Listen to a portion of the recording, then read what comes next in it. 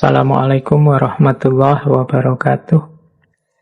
Baik, teman-teman, kita lanjutkan. Setelah ini kita masuk ke paket-paket wisdom. Jadi kebijaksanaan hidup yang menurut saya merupakan penerjemahan dari adanya yin dan yang dalam hidup.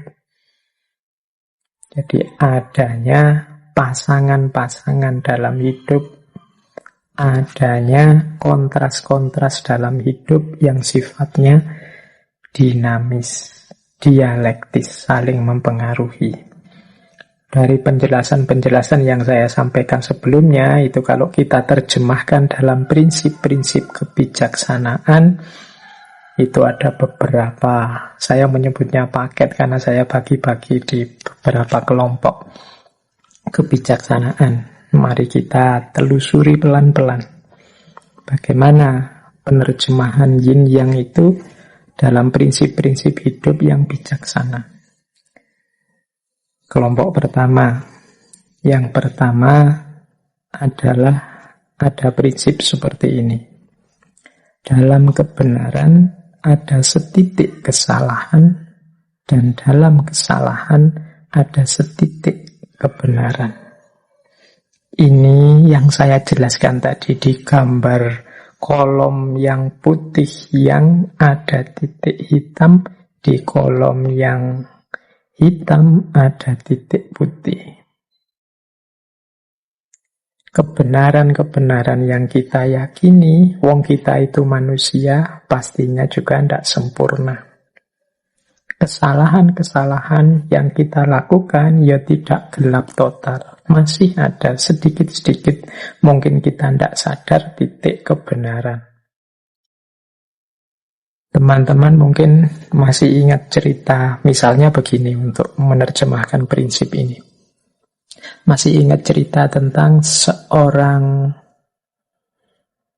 kalau bahasanya, perempuan nakal, perempuan yang pekerjaannya tunasusila, yang masuk surga hanya karena memberi minum seekor anjing yang kehausan.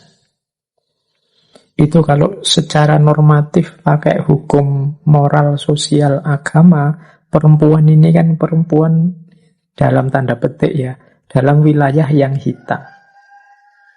Tapi ternyata dalam kehitaman hidupnya masih ada satu titik putih yang kecil, yaitu kasih sayangnya terhadap seekor anjing yang kehausan.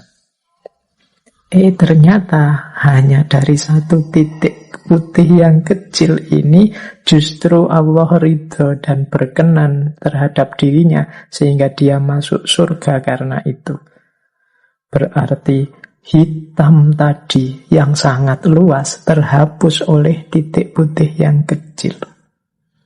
Jadi cerita wanita tunasusila yang masuk surga karena memberi minum seekor anjing yang kehausan.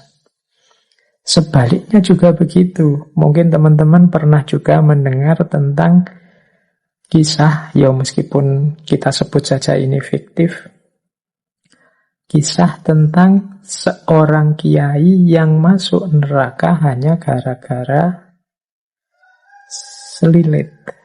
Nah ini kisah selilit. Selilit itu mungkin bagi yang tidak Jawa ya, selilit itu tusuk gigi.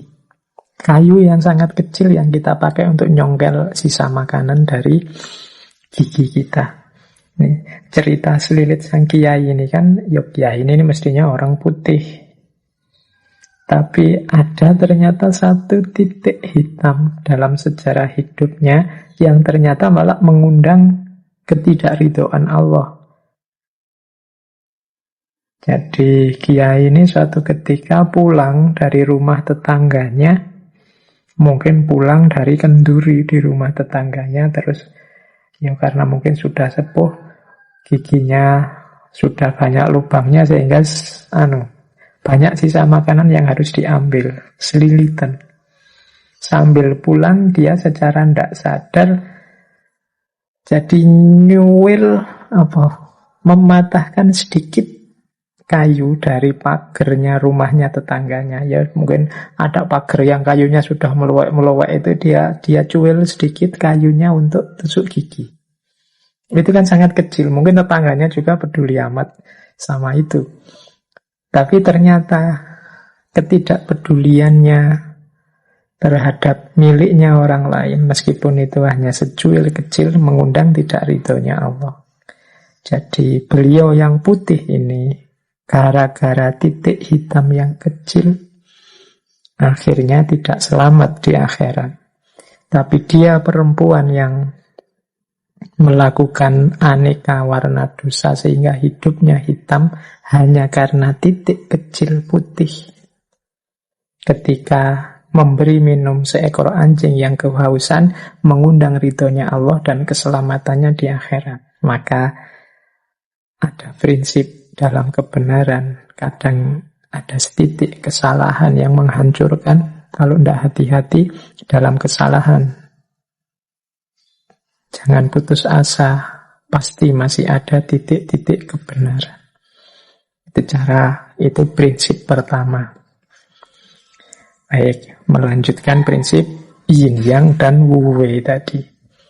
Yang kedua, kebaikan yang berlebih akan berbuah keburukan. Ini kalau teman-teman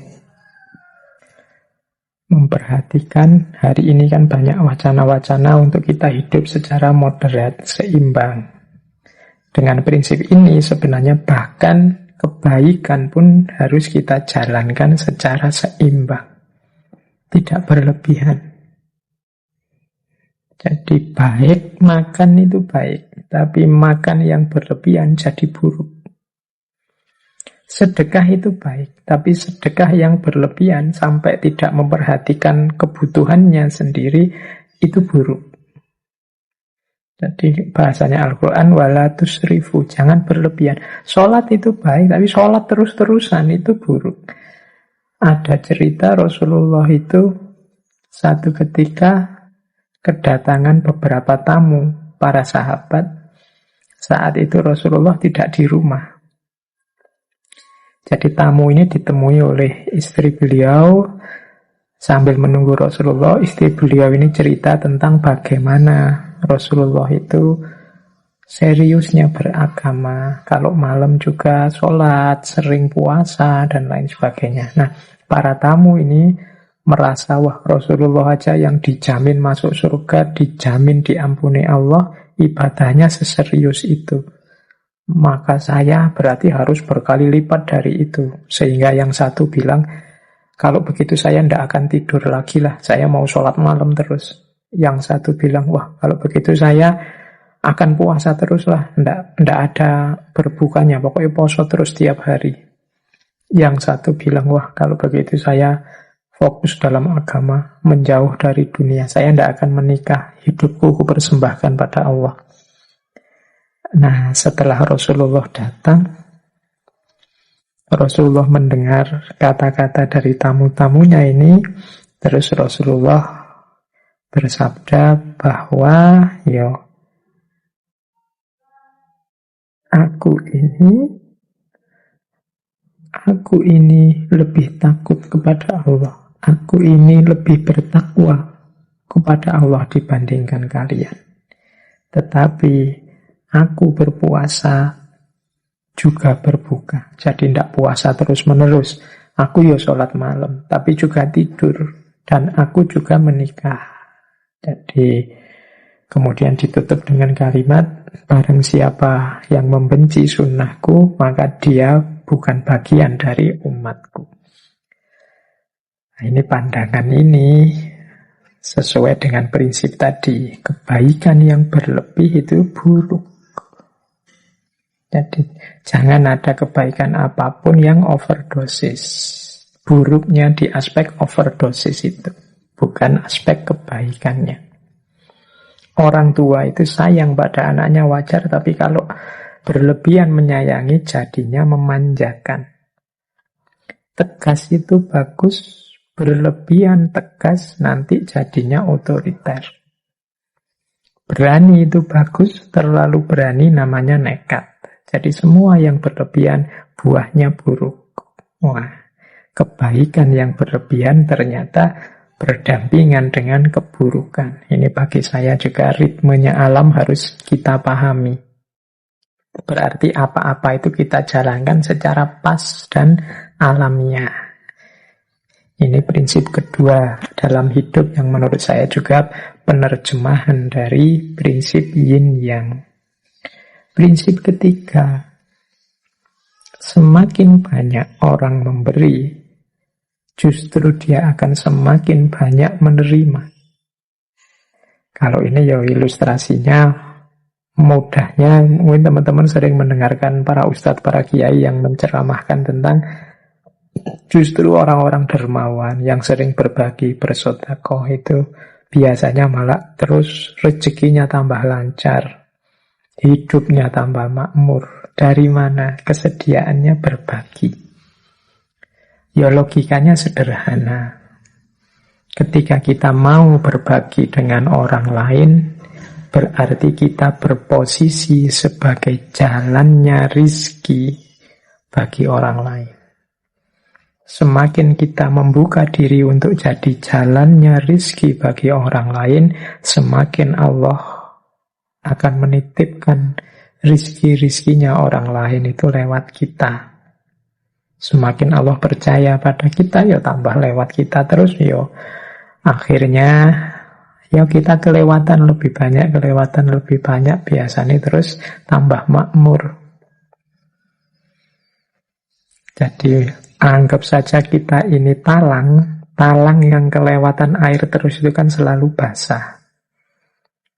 Jadi semakin kita membuka diri sebagai jalannya rizki pada orang lain, ya insya Allah kita akan semakin banyak menerima. Allah semakin percaya kita sebagai wakilnya untuk membagi rizki pada yang lain. Itu logika sederhananya itu kalau tentang harta. Kalau tentang ilmu, ya mudahnya kita contoh ngaji ini ya. Saya di beberapa kesempatan menyampaikan, mungkin teman-teman merasa mendengarkan ngaji ini dapat wawasan-wawasan baru. Kalau teman-teman jeli, yang paling beruntung dengan wawasan-wawasan baru dari ngaji ini itu saya. Jadi kalau saya tiap Rebu itu kan ngaji, berarti harus nyari-nyari bahan, membaca sana-sini. Lu wawasanku tambah terus. Jadi yang jaminan wawasannya tambah itu justru saya. Makanya terima kasih pada teman-teman yang masih bersedia mendengarkan ngaji ini. Berarti membantu saya untuk tetap semangat nambah wawasan. Teman-teman menganggap, wah Pak Faiz ini ikhlas ya berbagi ilmu. Kebalik, saya terima kasih kalian masih mau saya bagi. Memposisikan saya kayak talang tadi kelewatan ilmu, akhirnya ya ilmunya mampir di saya malah jadi banyak dapatnya. Jadi semakin kita banyak memberi, justru kita akan banyak menerima. Memberi dan menerima ini kan pasangan yin dan yang. Dan dia saling mempengaruhi. Siapa banyak memberi, dia akan banyak menerima. Ya ndak cuma ilmu, ndak cuma harta, apapun itu. Meskipun sekedar kata-kata yang baik. Orang yang tawadhu, menghargai orang lain, insya Allah dia justru akan mendapatkan penghormatan, penghargaan yang lebih banyak dari itu. Ini termasuk natural law, hukum alam tadi. Jadi ini prinsip yang ketiga. Prinsip yang keempat. Kalau ini saya tidak menjelaskan panjang lebar ya, teman-teman sudah banyak dapat wawasan tentang ini, apalagi di tema-tema bencana. Jadi di balik musibah ada karunia. Musibah itu sesuatu yang kita menangkapnya sebagai negatif, sementara karunia, anugerah dari Allah itu kan sesuatu yang kita tunggu-tunggu, kita posisikan sebagai positif.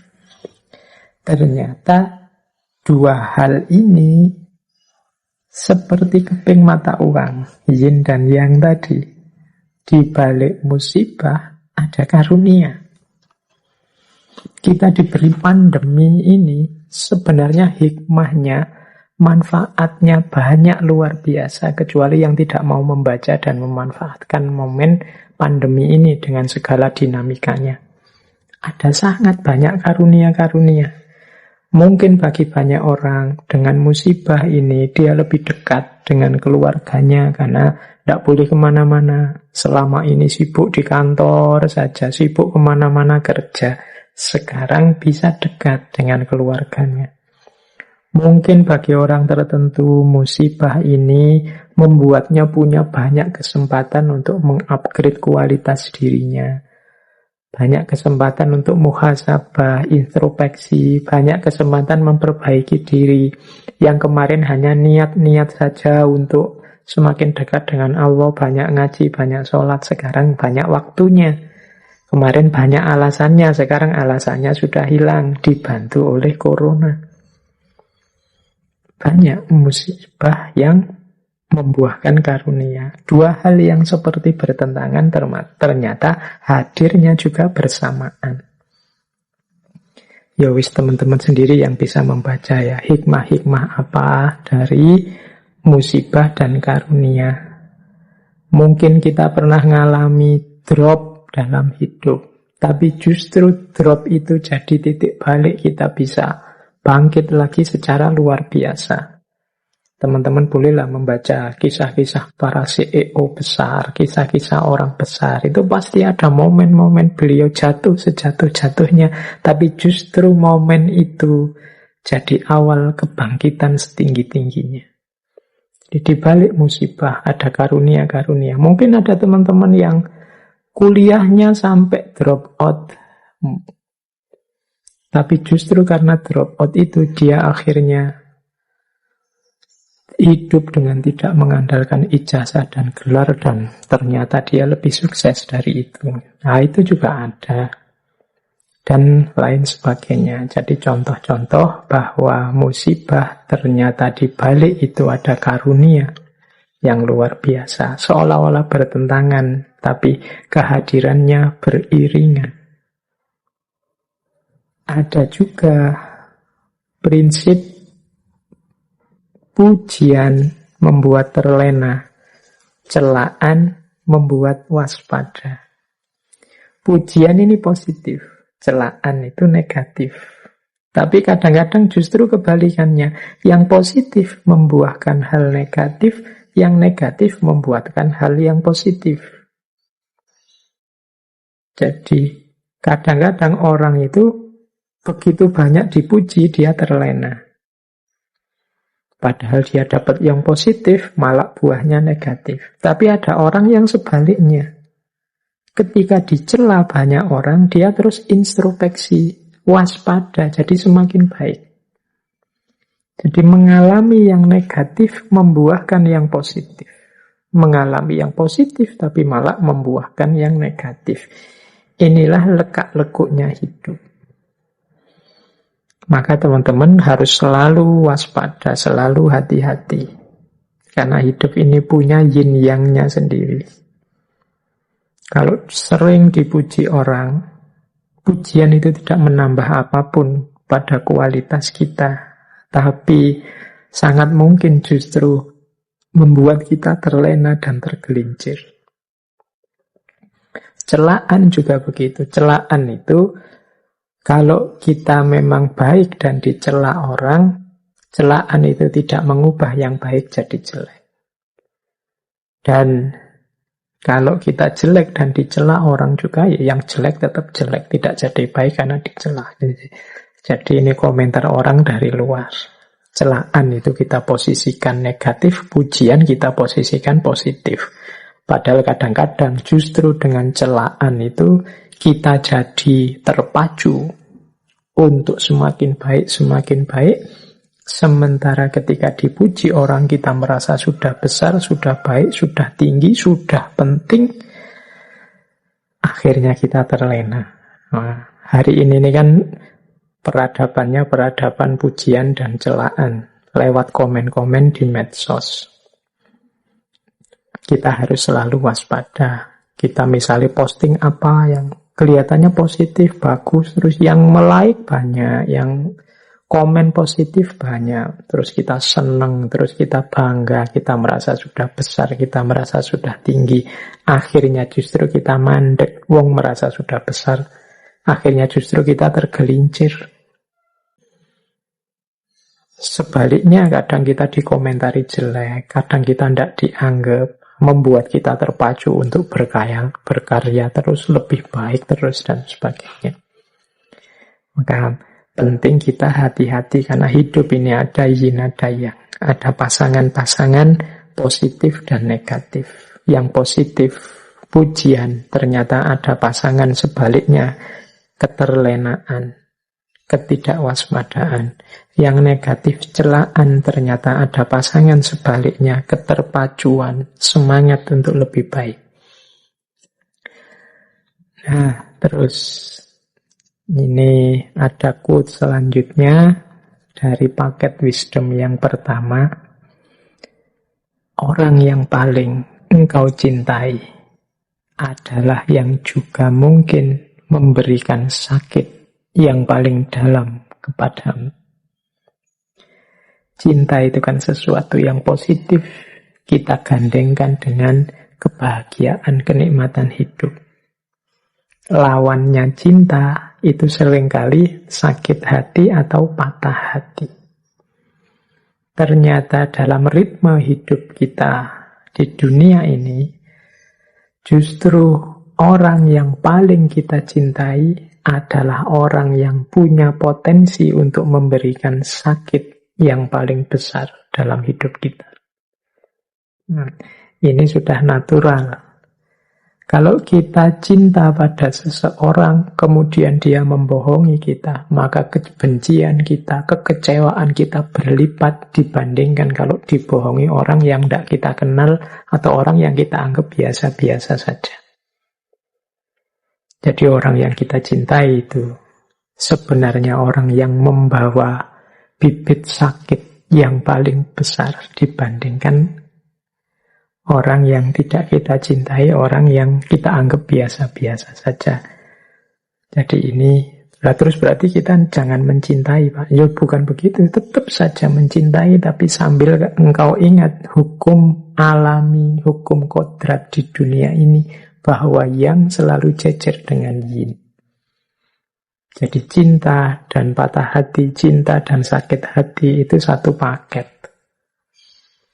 Kalau orang yang mencintaimu, menyakitimu, itu kan rasa sakitmu jauh lebih dalam dibandingkan orang yang tidak kamu cintai, apalagi orang yang kamu benci. Kalau ada orang yang kamu benci terus mencacimu, menjelek-jelekkanmu, engkau kan biasa saja. Mungkin engkau bilang, alah peduli amat.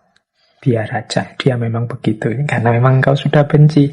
Tapi kalau orang yang engkau cintai melakukan hal yang menyakitimu, kalian kan tidak bisa bilang, biasa saja. Tidak. Karena engkau cintai, maka sakitmu lebih dalam. Inilah yin yang. Makanya tadi, siap-siaplah menghadapi yin dan yang, pasangan-pasangan dalam hidup. Kalau kita ngerti rumusnya, mungkin sakitnya tidak sedalam itu. Oh iya sih, mengapa ya kok rasa sakitnya sedalam ini? Nah, jawabannya berarti mungkin karena memang aku benar-benar mencintainya. Cintaku memang sudah sangat dalam. Harusnya kalau teman-teman ingin ngukur sejauh mana cintanya seseorang padamu, itu ya bisa dilihat dari sejauh mana dia sakit, dia kecewa, dia patah kalau sudah tidak sama kamu lagi. Karena logika yin yang-nya itu, orang yang paling engkau cintai adalah juga orang yang mungkin memberikan rasa sakit yang paling sakit dalam dirimu. Oke. Semoga nanti ada waktu ya kita membahas patah hati. Atau mungkin bulan depan saja ya kita membahas filsafat cinta, tapi dari sudut yang berbeda. Bukan indah-indahnya, tapi aspek kepatah hatiannya. Oke, untuk malam hari ini saya cukupkan sekian dulu. Mohon maaf kalau ada yang kurang berkenan, mungkin satu dua kekurangan apa, mohon dimaklumi kalau ada kekhilafan, kealpaan yang teman-teman ngerti benernya seperti apa, ya silahkan disampaikan. Kurang lebihnya mohon maaf. Wallahul muwaffiq, wallahu a'lam bissawab. Wassalamualaikum warahmatullahi wabarakatuh. Terima kasih sudah menyimak. Semoga channel Mengaji Hening bersama Dr. Fahrudin Faiz selalu bisa memberikan ilmu, motivasi, dan kebermanfaatan. Salam sehat dan bahagia.